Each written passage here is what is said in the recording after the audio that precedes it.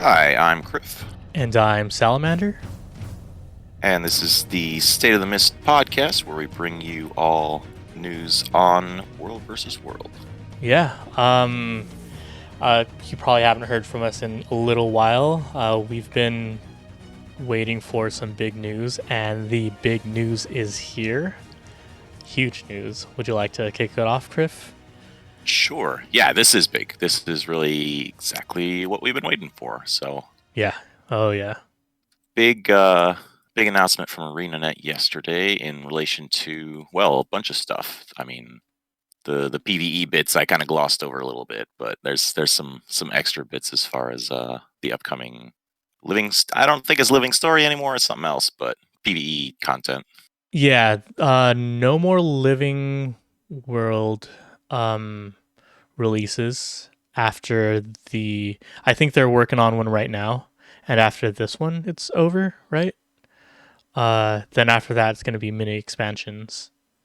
Yeah. So they're chopping up expansions into smaller chunks, which we should get more often, which is cool. But most importantly, big World vs. World announcement. So Oh what yeah, we've got is betas. They're basically announcing two betas here because the biggest point of this is that midsummer they're going to do the first World vs. World restructuring beta with alliances. yeah. That's big. That's what we've been waiting for. Basically, a lot of people have been making alliance guilds. Some servers have been making their own alliance guilds, and it'll pretty much scrap that. You'll be able to create alliances, invite guilds, kick them, uh, and leave, whatever. Uh, yeah, pretty excited to see it. Yeah, this is really what it's going to be about, and we'll actually be able to see the interface and all the stuff that wasn't there before with the inter-guild management. Yeah, Because yeah, like and you said, it's just been kind of the workaround of using a fake guild to get multiple guilds together into one place, a quote unquote alliance bucket guild. And I mean, a lot of guilds have just opted out and not even participated in any of that, and then they're just going in individually and getting matched up wherever they get matched up. So Yeah, and there are some guilds that don't want to be part of an alliance until it's fully rolled out, and I think the alliance beta with the alliance feature will kind of finally push some of those guilds into joining alliances, assuming they're the type that wants to be in one. right. I've heard from multiple guild leaders over the years that oh well, we don't want to do anything until it's for sure because they're afraid ArenaNet is going to change things again. Like, Yeah, yeah, people forget that the alliances haven't been worked on until very recently. Of course, it's been on ANET's to-do list, but they finally got a great team together to work on it, and they're moving real quick. And even in the recent announcement, they mentioned that their team has grown a lot. yeah, and it's people that are active in the community and interact with the players, which is pretty cool. Yeah, Like the guy that they got in there, Roy, as a World vs. World dev, and he does the live streams and stuff. Like he's a cool guy, and he is a streamer from the World vs. World community, so he actually knows the issues. yeah, yeah. He knows the ins and outs of a lot of mechanics and stuff too. Yeah, Perfect person and to and have. and Grouch that they got in charge, like he's got more of a World vs. World mind. Like that's why I kind of like get annoyed when people are just, oh, Alliance has taken 5 years or whatever, and they'll never do it. Well, we have different leadership now, so this is the age of Grouch, and I'm kind of just throwing away everything that happened before that. Let's just forget about that because Yeah, it's exciting. The midsummer beta they're talking about will be the full-on one with the extra features of alliances, no need for alliance guilds, yeah. With but the they're also no, go on. they're putting in one more ahead of that. Yeah, So that one. that's exciting. So if the alliance functionality beta is going to be midsummer and they're doing one before that, that's going to be pretty soon. And it's going to be a multi-week beta, which is going to be amazing because we haven't seen what the current beta or the previous beta would have been like multi-week, and we're finally getting it. And then following that, I don't know how long the gap is going to be between the next beta and the one I'm assuming will be phase two with the alliance system. I don't know how long the gap will be, but yeah, excited for both. Yeah, yeah. This earlier multi-week beta should be pretty cool because they've been doing background work, and multi-week is interesting because then there's the rematch, the Friday reset that will still be in the beta, so we'll be going up and down and fighting other quote unquote alliances. Yeah. Ooh, excited. Man, I wish I was awake for betas during NA. I mean the resets, not the betas, the resets. Oh man, we were playing reset when it was like before daylight savings time and it was a little bit earlier, but even then, man, it's just if you don't bring in a group of 40 or 50, it's just not that fun. It's just Yeah. so many people playing. And oh, man, the lag and disconnects have also been really rough on resets just cuz having, maximum people on every map is really testing all limits. Yeah. Yeah, it'd be nice if they had some extra back end upgrades or whatever to kind of increase the capacity because it still feels like the game is struggling to keep up when every map is queued. Yeah, it is. Like I wonder how some games like Fortnite and stuff manage to get 100 players on a map without that much lag. I think I was able to play Fortnite on my crappy old Razer laptop before, and I can't do World versus World on my that same laptop. Right, right. Yeah, I was reading into some of the extra bits in the post as far as the technical upgrades and this and that, and I don't know that much about it, but what they're talking about with removing old DX9 code so that they can use all the DX11 stuff, I think that'll be a pretty big deal. I feel like a lot of the lag issues are in old DX9 stuff that's not really up to par. Yeah, it might help optimize the game for current hardware. I know DX9 was more, it leans more in favor towards single core processors. Hmm. Which who has those anymore? Yeah, I think that's what I read, but I don't know. That was so long ago. Because it was back when I built my I think it was my current computer, and I built it for editing and gaming, and I was like wondering why it didn't run too well on like my current rig. And I have one of the Ryzen 7 CPUs. Hmm. Yeah. Yeah, it's always been said that it's a really CPU heavy game instead of GPU, and I don't know if that's part of it, but man, like there's a lot of people that say that like every other game plays well, but they get lag in Guild Wars 2, and it's something about how it's built. I mean, they're relying too much on RAM and CPU versus graphics cards, and Yeah. the other really cool feature that they said they're putting in is a way to turn off allied shiny stuff. Oh yeah, that might help a lot with reducing stutter and stuff. I think it has to be part of the problem because I mean nowadays with all the infusions and the legendaries and all that crap that just makes everybody look like a disco ball. Like, So much visual clutter. I mean it's cool and all, but if you have 100 plus people on the map and your computer has to load all of those detailed models, that's part of Yeah. it. Yeah, that's rough. So yeah, hopefully with those tweaks, the infrastructure is in better shape to handle queued up maps because we will definitely see them. Oh yeah. Oh yeah, especially with the infusions coming out. Oh my god. The if you guys haven't read the announcement, there's going to be a what is it? There's going to be a world versus world achievement, and if you complete that, you can buy account bound infusions from a vendor, and there's also a chance for keep lords to drop what is it? Oh yeah, well, drop tradable versions of that infusion. Hopefully, it has really cool visual effects, but yeah, super, super, super excited for that. But that will definitely bring a lot of PvE players into World versus World, which isn't necessarily a bad thing, but please bring World versus World builds and expect to play with other people. Yeah, having actual loot that people want to get is going to be a new thing for World vs. World. Yeah. That's really cool. Yeah, I'm interested to see what the infusion looks like. Like one idea I heard from somebody was that it could look like the blue fire of an RI Lord or something. Oh, that would be super cool. But yeah, there's a lot of crazy like battle theme stuff they could come up with. So I'm excited to Yeah. see that. Oh Yeah, yeah. and there are other like reward reworks they're gonna do. So that's pretty exciting. They need to do stuff to make it more rewarding. Yeah, and changing, well, adding things that you can purchase with your extra skirmish claim tickets and emblems of the Avenger. So those aren't just sitting in your bank. Hopefully, y'all haven't thrown away the emblems of Avenger. I think those are the ones that you can throw out, right? Not the skirmish claim tickets. Right, you can throw them out. Yeah, and I mean people probably have been because there's been literally nothing to use them on. I Yeah. mean something in the Mystic Forge that I'll never make or something like that. But yeah, I have stacks of these damn things and Yeah, I'm pretty sure I've thrown away a few when I couldn't get to a bank and my bag was completely full. that's where I'm at with the Bloodstone dust and all that just right in the trash. Get it out of Oh here. yeah, I use my what are they called? Like those consumers or bloodstone dust eaters and stuff.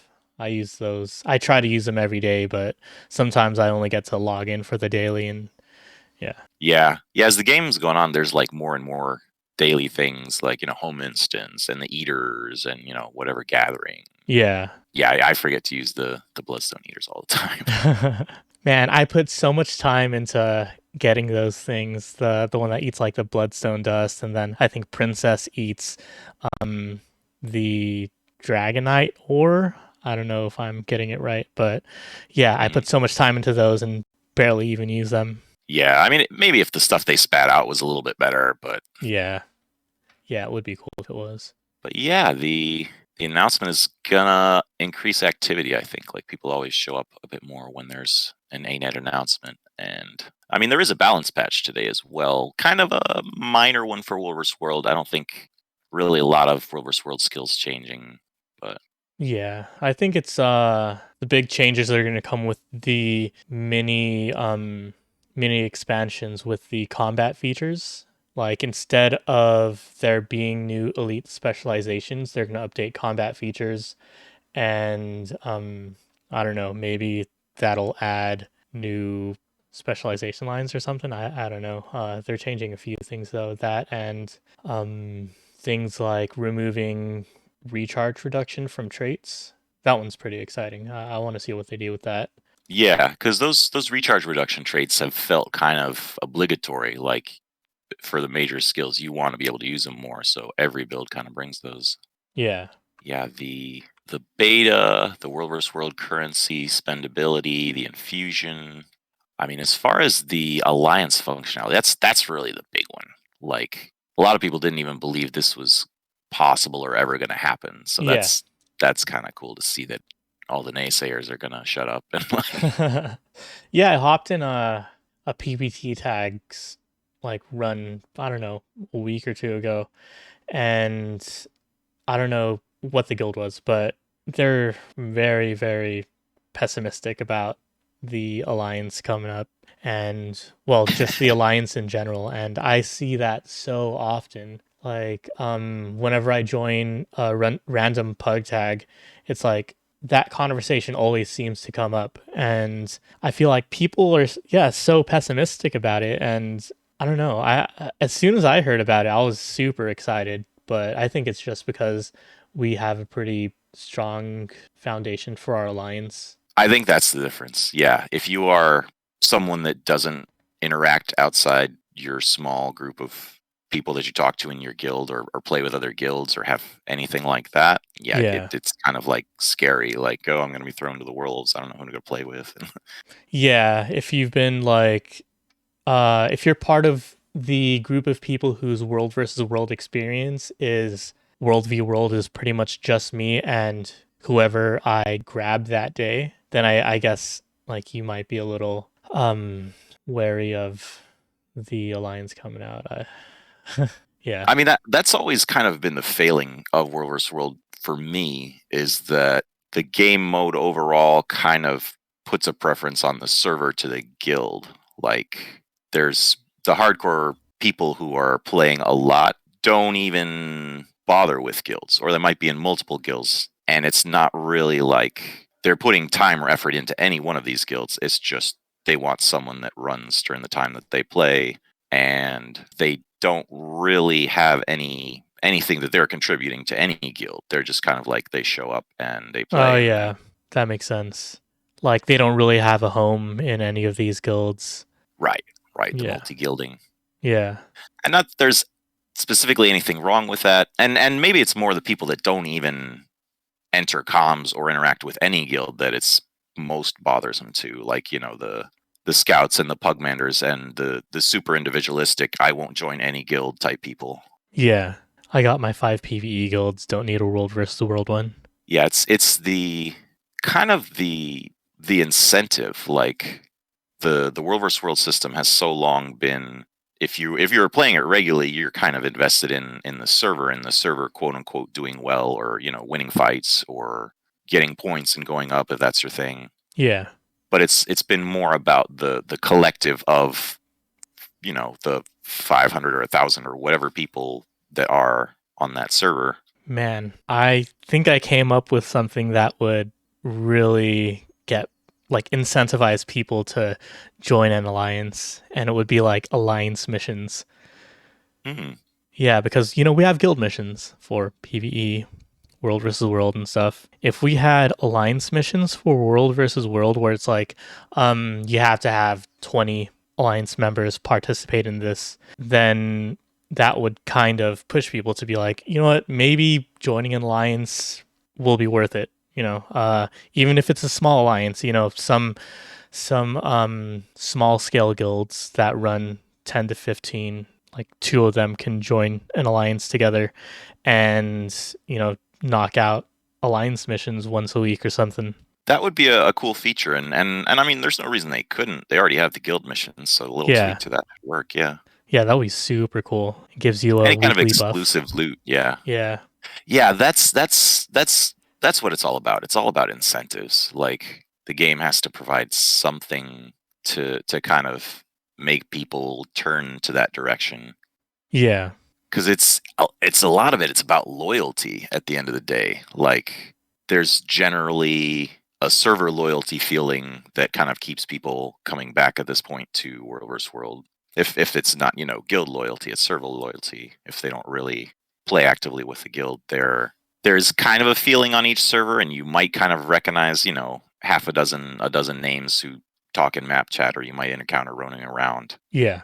That kind of persistent community is kind of, if you've been there a while, like you really have to play on a server a while to kind of get that feeling and recognize people, and then you see somebody and you'll jump up and down, and that's kind of what will go away, I think, and Yeah. to be replaced by guilds and alliances, which is what the game's supposed to be about. But That's one but reason I that's feel like they should allow individual players to be in alliances. I know it's supposed to be an alliance of guilds, but some great scouts might not be in a guild and may prefer to just hop on whenever they can and then scout things out, let the guilds know what's going on, and it benefits the server. Why not offer that to alliances too? I mean, if they wanted to scout for an alliance, they could just join any of the guilds in it, or maybe the alliance could just make a quote unquote Oh scout yeah, guild. true. That would make It's it a more lot about the easier. players being open to join something, instead of just being, oh, I'm Sword Art Unlight guy. I don't do anything with anyone. No, a big kind of assumption that I see from a lot of the negative Nancy's out there is like alliance obviously will only result in the stacking of all the good big fight guilds on one or two teams, and then the rest of us will just suck. Like everybody just assumes that's what must happen. And I'm like, Yeah, well, no, that's not. Honestly, that makes no sense. Like, yeah, yeah. I don't think that'll happen. I mean, assuming that there will be some alliances that try to recruit all the fight guilds, but how many fight guilds can fit on one map? It's already the blob meta, so yeah, that's really. I mean, just the limit of how many guilds you can get in one place, and yeah, I mean, we already see queued up full servers now, so it's not like they're gonna have more room to get more guilds in. There is a limit. yeah, Yeah, and it's really just it's about like picking who you want to play with, and having other interactions with other guilds, and that is a good thing to have a wider community and interact with other people. Like I really like the interactions that we have in our alliance, and having other guilds will automatically pick our people up and know they're Yeah. friendly and work with them, and having some kind of coverage, other tags to play with, like that makes it a more complete experience, I feel. Yeah, I agree. Like with all of my Saturday runs, I try to remember to announce it in the Alliance Discord that everyone on Gates of Madness is free to join the tag, even though I'm running private and stuff. Yeah, that's what it's about. And you have some basic expectations of those people, and they know what's up, as far as, join Discord and have a build, et cetera, et cetera. So you don't have to go over everything with every random person that joins the squad. And Yeah. Yeah, like that time so many people were trying to justify why it's fine to not join Discord and argue about it over and over again. It's insane. never again. Nope. Anyone that no, I'm done with Yeah. that. Yeah. There's some guilds that are like that, and you can play with them, but this ain't it. Yeah. Yeah, like people don't have to those toxic casuals don't have to be so toxic towards those who play their own way, you know? Like if you really don't want to join Discord, then don't ask for an invite, pretty much. Right. They don't have to play the way you want to play. They don't have to accommodate you. Yeah. Yeah, so they could find their own squad that doesn't run in Discord. Yeah, that's really gonna be a nice change, I think. I mean, it's time. Like there's a fair amount of like just pugmanders and very casual guilds that are kind of playing their way, but they are playing that way because they don't want to improve, or maybe they Yeah. just have a comfort level, and it kind of holds things back. Like there's only so much queue space, and yeah, I mean, if you don't want to play competitively and interact with other players quickly and do all that, then yeah, I mean, there are going to be other guilds that are going to play at another level, and the results will be seen. It's Yeah, yeah, it's night and day. but yeah, I think it's good to see more. I've heard of smaller alliances forming. Two roaming guilds that are in an alliance, so they can stick together and do their picking apart larger Zergs things. And Yeah. it's not one thing. Like people are making these blanket statement assumptions, and they don't know jack. Like they don't know the guilds that exist. They don't know the leaders. Yeah. There are a lot of guilds that do not get along and will not ally together, even though they're good. Like that's not how it works. Yeah, like there's so much that goes into the culture and stuff between different guilds and the dynamic, and I guess I'll just say the relationship between some guilds are not that great. And that's part of what the fun of it is. Like it is a social game mode, and the interactions are what make it interesting. Like if you were just repeatedly capturing castles and that was the whole game mode, nobody'd be coming back. Yeah. But there are those, well, back to the whole, some people don't play on Discord thing. There are some guilds that do it perfectly fine, but yeah, it's just you have to have played for such a long time with the same people for it to work. Yeah. Shout out to Penguins, because Yeah, that's the yeah, guy. Yeah. yeah. That's who I was referring to. I was like, damn, I'm going so hard on the people who don't play on Discord, but there's one that is just fantastic, and yeah, There are exceptions to everything. Yeah. If you yeah, have people that know what they're doing and have played together a long time, they don't necessarily need to hear each other. Yeah. yeah, Bunch of random people that don't know what they're doing, they kind of need the direction. yeah. Yeah, multi-week beta. That is good news. That's exciting. I'm gonna have to get a little extra time in there, and it's during my busy season too, so we'll see.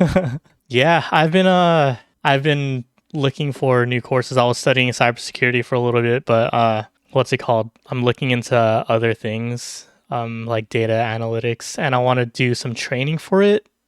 But if the Alliance beta is coming out, I might have to reduce my training time a little bit. Yeah, just find a way to work the game in. Do some kind of like logs from ArcDPS or something and analyze that. Yeah. This is my homework, guys. Yeah, a lot of companies like to see portfolios and stuff. I could do that portfolio on a Data's game. data. Yeah. Yeah. Yeah. Imagine someday the guy who created ArcDPS is hired at Microsoft because of that specific program. Like So you made Arc, huh? I've played Guild Wars for 12 years. No kidding. It hasn't even been out for 12 years yet. Well, it Yeah. will be, and in 12 years, once Ark's been out for 12 years, that guy's gonna get hired by Microsoft. We'll put in a word for you, guy or gal or non-binary pal. What do you think? I've kind of had this running around in my head, but what do you think is needed for guilds to find other guilds to get into an alliance with? Mm, uh, well, I think it helps if you're social on the server that you're on, um, playing at the same time as other guilds, sidecarring, and lots of networking. Like sometimes I'll just reach out to other players because I have, if I see someone in what's it called, like we're paired with IOJ. If I see someone there and I have questions and I'm curious about how they run and stuff, and I'm like, oh damn, you guys got it looked like you guys got like 20 seconds of stealth there. How do you do it? Really networking, reaching out, and all those things helps a lot. But I think you could even post on something like guild recruitment or the Guild Wars 2 Facebook page or something. Like really any way you put yourself out there and try to reach out to other people, other World v World players and other World versus World guilds will help out. Like literally anything would help. Yeah, there's some stuff GW2 Mists is working on with alliances, but it doesn't seem to work too well. Mm, But yeah, maybe just on the Guild Wars forums, if people start posting that they're either recruiting for an alliance or if a guild is looking for an alliance, like that probably should be starting now. Like yeah. if you guys are still homeless, figure something out. Like, Yeah. but I mean, honestly, if you guys have questions on at least the NA guilds or the alliances or who might be a good fit for your guild and stuff like that, feel free to reach out to me or Salamander, and we'll direct you as best we can with what we know. Yeah, we have a lot of friends in a lot of places. I know a few in EU too now. Oh, that's right. Yeah, Yeah. we should have somebody from EU on this show at some point. That would be cool. Yeah, that would. I'm gonna give it some thought, try to reach out to a few. Because I don't know any at all, so that one's on you. Yeah. Well, yeah, maybe for our next episode if we have an alliance recap or something. Oh yeah. Oh yeah, that's right. We usually do the recaps on alliances. Yeah. Well, we'll cut this one a little shorter since we're trying to get it out quick for the announcement. Yeah. Thanks everyone for tuning in to the State of the Mist podcast. This was Salamander. I'm Criff, and thanks for listening and like and subscribe. Yeah, we'll catch you all later.